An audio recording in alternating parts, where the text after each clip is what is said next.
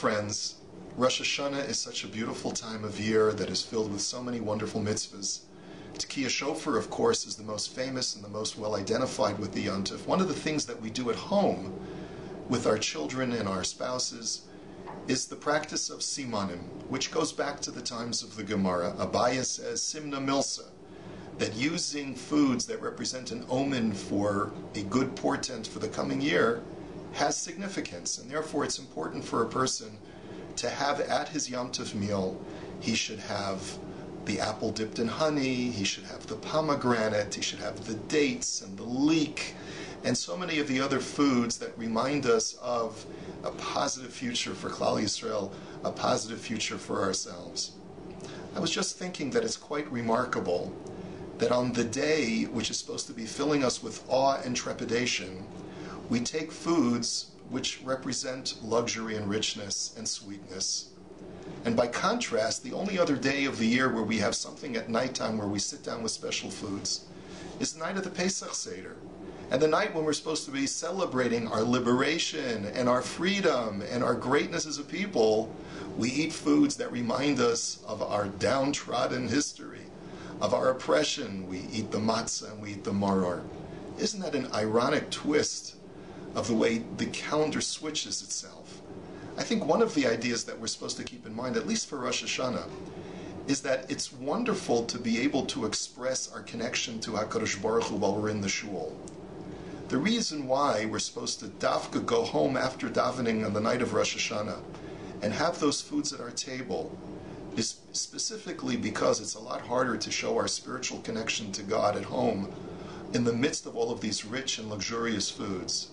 And after all, isn't the whole theme of Rosh Hashanah to be Mamlich HaKadosh Baruch Hu, to declare Him as our King?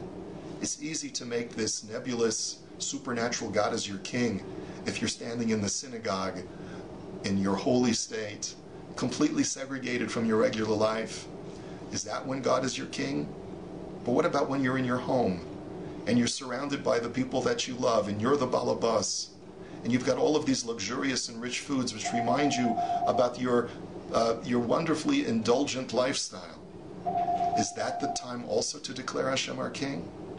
I think that's one of the messages of why we have these foods at the time of judgment on Rosh Hashanah, where I can say to HaKadosh Baruch Hu, Hashem, I'm opening up my home to you, and I want you to judge me at my table, together with my family, as much as I want you to judge me when I'm in the shul, davening with trepidation before you.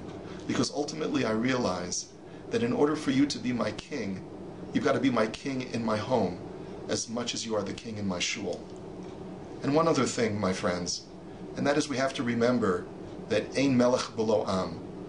If God is truly going to be a king, He has to have a nation that is worthy of having Him as our king.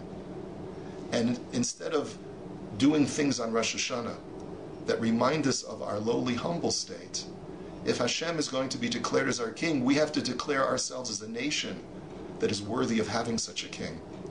And we have to make sure that we attest to our own greatness so that HaKadosh Baruch Hu's greatness is only amplified. So with those ideas in mind, let's dip that apple in the honey and remind ourselves how blessed of a people we are, how great the Jewish people are, and because of our greatness, HaKadosh Baruch Hu truly is great. And that Hashem is the king not only in my shul, but at my table as well, in my home, which is really Hashem's home. May you have a ksiva ve-chatima tova, a good gebenched yor, and may Hashem fulfill all the good desires of your heart and all of your tefillos for the coming year. Shana Tova.